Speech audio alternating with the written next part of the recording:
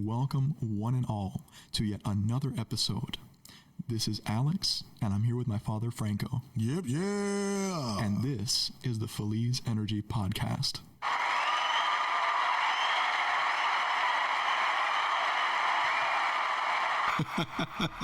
Man, I'll never get tired of that soundboard. It's so lit. It's pretty cool, isn't it? Yeah, man.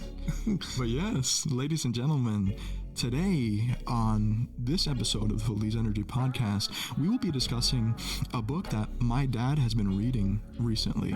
And there's some very powerful principles in this book when it comes to achieving one's goals, establishing one's legacy, and what we need to learn to get there, to achieve those dreams. And it's called The Richest Man in Babylon by George Clason. And I'll let you take it from here, Pop.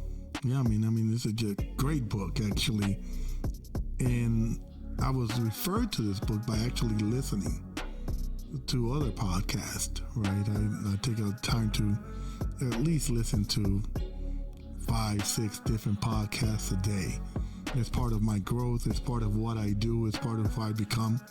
And the great thing about these podcasts is that they reference a lot of books that they feel you should read, right? And I'm not going to say that I read them because I have audiobooks. It allows me to listen to these books while I'm on my way to work and while I'm on my way from home. I mean, going home. Yeah, I mean, audiobooks and information you can listen to from YouTube as well. Oh my gosh, that is just such an incredible tool, man. Like, for me, when I'm listening to an audiobook or when I'm listening to a video on YouTube, I like to listen to it at double speed or even 1.5 speed. That way, not only am I taking in the information, but I'm able to learn double the info in half the time. Well, I mean, so that's actually great. I mean, yeah, and it's funny because your brain, even though they're talking fast, it'll sound funny at first, but your brain is understanding what they're saying. And a lot of times, people like to talk slow, and they like to. So when, funny enough, when you speed it up twice, it sounds like the way that we're talking. Right. And then the video, instead of being an hour long, you're listening to 30 minutes. Well, especially us, because we're Spanish, right? So, oh my gosh. So the fact that, exactly. that you can double speed it's something that our brain is able to understand. Right. Of course, if you can't, you can't. But if you can, then what you're doing is you're taking in double the information in half the time. Yes. And yeah.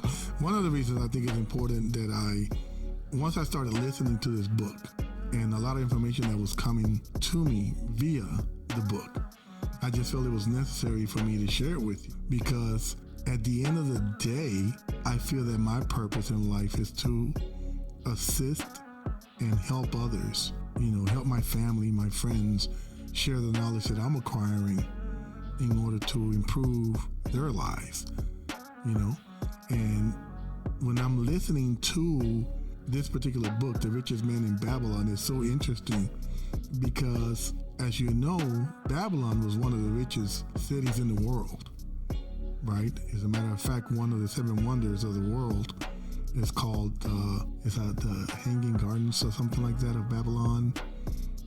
I forget the name of it exactly, but I think it's definitely one of the 7 wonders of the world. It's something they invented. Okay. Right? And I'm going to look for it later so I can probably let you guys know what it is. But most of you know what that is. And knowing the principles that they all put into place in order to make it the city that it became is pretty interesting. So we're going to talk about the 7 cures. I'm going to share with you, Alex, the 7 cures to a lean person. It came to my mind because at the age of 52 going on 53, I'm not exactly where I want to be. And when I thought about that, and I was like, if I knew these principles at the age of 25, I'm not going to say 18, because nobody at 18 is going to they should, which is the reason for this podcast, right? But to share this with you gives me peace, knowing that if you put this into place and if you practice this consistently, you will live a life of abundance, right?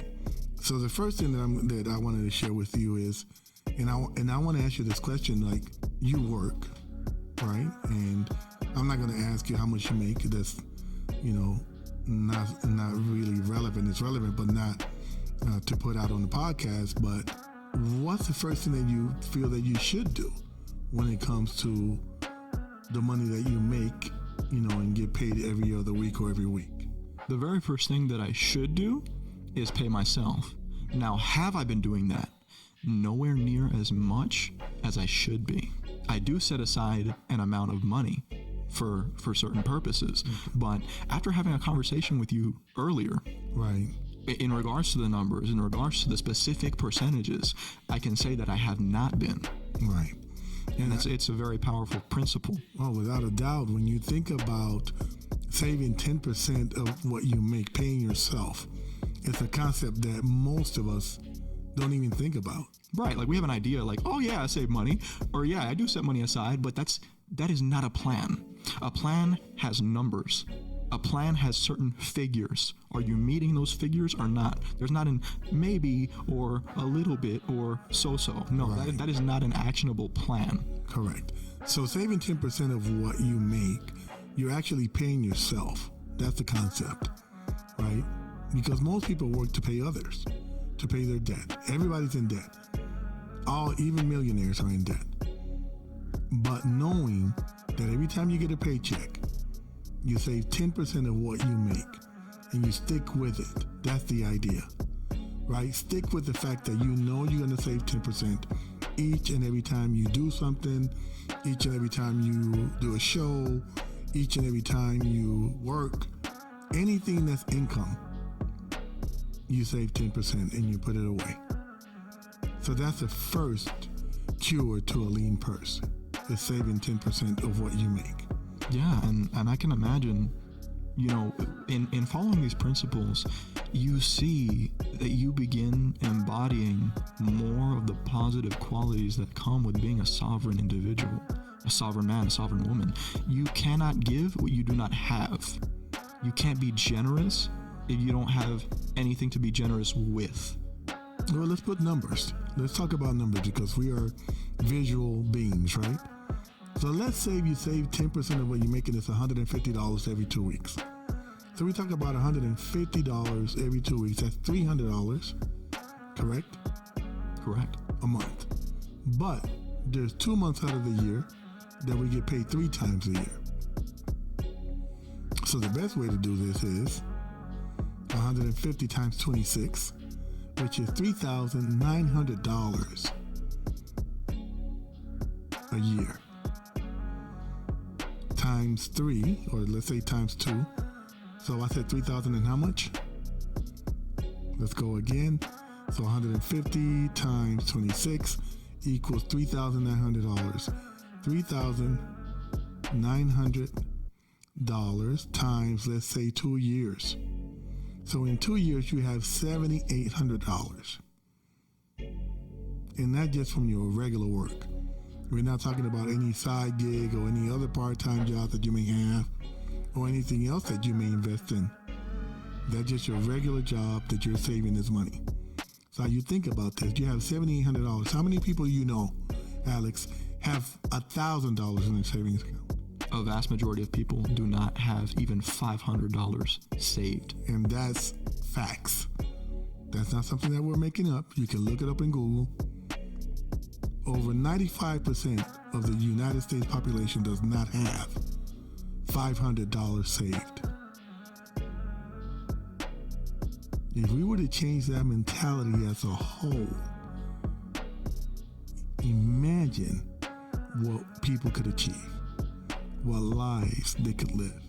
So that's why I think it's so important that we discuss this book, because it's going to give you a view and steps on what to do to make it to where you need to make it, or to achieve the things that you want to achieve. And I think that is amazing. Correct. Second step. What are we talking about on the second step? Yeah, I mean, we kind of led into this second step. Control that expenditures. Control what you're spending. Don't always buy what you want. Buy what you need first. And the order of the percentages are as follows, like we were talking about earlier today. 10% for yourself, 20% for entertainment, and 70% for your debt. for the things that you need to pay, your bills, etc., etc. And we say this because we all need to have some fun. You know, saving money sounds like, well, what about when I want to have a go to the movie? What if I have dinner? What about my girlfriend? You know, exactly. I say that, but it's the truth. People, you know, they worry so much about having such a good time and drinking and doing whatever it is that they do, and that's totally fine. Right. But everything needs to have a budget. Everything that you do should have a budget, and once that budget is done, then you're done. Right. You know, it's like the weekend. Starts on Friday night, ends on Sunday. You got to go back to work on Monday. That's just the way it is. My mom, at one point in time, had over 50 pairs of shoes. That's crazy. That's insane. I mean, there is not a better example that I could give than that. I mean, you got women out here with dozens upon dozens upon dozens of pairs of shoes, different dresses, and like, again, there's nothing wrong with having nice clothes, but it's just your mindset, the need, the feeling of the need that you need to buy something new all the damn time. Well, not only that, you only have 2 feet. There you go. Exactly. Exactly, man. You only have 2 feet. Let's be honest, right? You only have 2 feet, and yet women and men alike have dozens of Nike shoes, right? Just sitting collecting dust in their closet, so their friends can come over and be like, "Oh my God, what a closet! Oh my God!" And it's all show. There's no value to any of this once you buy it. It all loses value. Very few things that you buy earn value, right? Correct. And we're going to talk about that in the next few steps. Yeah. Liabilities, assets, the importance of having more assets than you do liabilities. And there are people that have dozens of shoes, but guess what? There's substance underneath that. They have a plan for how they can spend all of these things, right, or spend money to buy all of these things, right? It's not just that. They have something else going on. They got more things going on. And that's going to lead into the third thing that we're talking about, which is make thy coins multiply, right? Some people buy shoes that actually have value and they sell them. Correct. And it's the mindset behind why you're buying things. The investor's mindset over the consumer's mindset. You know, and yeah, again, having assets over liabilities, which are making you lose money. Your assets are making you money. Well, I remember when I went to an investment class, you know, how to invest and how to deal with the market.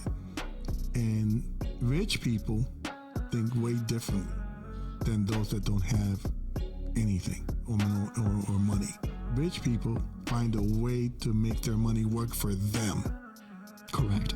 The rest, the 95%, work for money. That is the mentality. Whether you have it or not, if you are putting that into practice, you will become wealthy. Without a doubt. If you start today with that mentality, whether you have the means or not yet, if you have that mentality and you're putting it into practice, then you are rich. Correct. Whether you have the money or not. And what you're teaching me, these principles that you're sharing with me, is in alignment with making thy coins multiply, so to speak, or making your money work for you. Because in teaching me these things, you are ensuring that what you give to me, I will put to work and make even more of it. Well, that's the idea.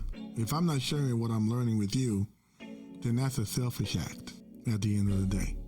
If I'm not sharing with the people that are around me that I love and I care for what I'm learning and what I know will benefit them, then what am I doing? What am I doing? I think you were telling me a story that was in the Bible. Yeah. Earlier. As a matter of fact, I mean, it's like the story in the Bible where a slave master had 3 slaves. He entrusted each slave with a number of coins or talents. The first slave, he gave 10. The second, he gave 3. The third, he gave 1. All in accordance with their skill set, their level of ethics, to see what they would do with that money. He said, I'll be back in a period of time. Make that money work. And after that period of time, the slave master came back. The slave that had 10 made another 10. The slave that had 3 made another 3. The slave that had 1 buried that talent in the ground and did nothing with it. The slave master said, full. You could have at least put that in the bank and I would have gotten it back with interest. Right. You completely wasted what I gave to you. I mean, you could put that in the bank and do nothing and it would still earn some kind of interest back. So he literally did not care to do anything with what he was given. And the funny thing is, he thought he was doing the right thing. He's being humble. He's being faithful to his master. And I'm pretty sure he said it with, guess what I did. Exactly. Guess what I did? I buried it, and here it is for you, sir. What a mentality, right? And justifying what he did. Right. That's the mentality of 95% of the population. The idea is to multiply what you have. Turn your $10 into 30, or even 20, or even 15. Do something with it. Make thy coins multiply. Right? Once you do that, then you go to your fourth step, which is guard thy treasure from loss. And, I was speaking to my girlfriend about that, and she said to me, what does that mean? I mean, I'm pretty sure she had an idea, but I guess she wanted me to, elaborate on it. And I said, well, I mean, it's very simple. Do not seek advice from a bricklayer about gold. Right. Why would you do that? And you'll be surprised how many people invest in things that they hope will have a return, but have no idea how that business works. Right. They don't take the time to learn it. They don't take the time to search it. They don't take the time to do any of that. It's just hope. I hope that this turns good for me. What? Right. There's no planning there. There's no kind of assurance on whether you will succeed. And guess what happens? They lose it. And then they get discouraged. And that's what happens to most of us. We take a chance once we have a little something. Right. It doesn't work out because we didn't plan it. We didn't learn about it. We didn't take the time to study it, which is the homework, right? Correct. We talk about that all the time. You have to do the work. And then you invest. And you speak to the right people. Man, that is so key. I mean, there are people that have business ideas. There are people that have a plan of some sort, and they ask their parents, "Hey, Mom, Dad, what do you think of this idea that I have?" And your parents have never started a business. They've never made more than $100,000 for that year. And what do you think is going to be their answer? They mean well. They have good intentions. They love you with all of their heart. But do you think that they're going to give you the advice that you need in order to execute the idea that you have? 9 times out of 10, no. No, it's about make sure you have a backup plan. And why do you need a backup plan? Because you're going to fail, fool. You will fail. So, that's the way it is, and that's the way people are. And unfortunately, you have to take the right steps to guard your treasure. Yes. To make sure that what you've multiplied, that what you saved, right, is just not being wasted on the wrong venture. Right. And people have good intentions, like I was saying, but the road to hell is often paved with good intentions. Man, I love that. I'm going to say that one more time.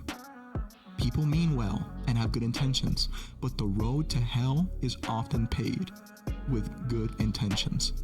Paved with good intentions. And that's the truth. So we need more than well-meanings or good intentions.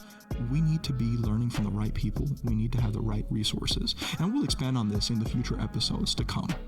That is correct. All right, Feliz family. We'll wrap it up for now. And until next time, always remember, if you don't live to serve, then you don't deserve to live.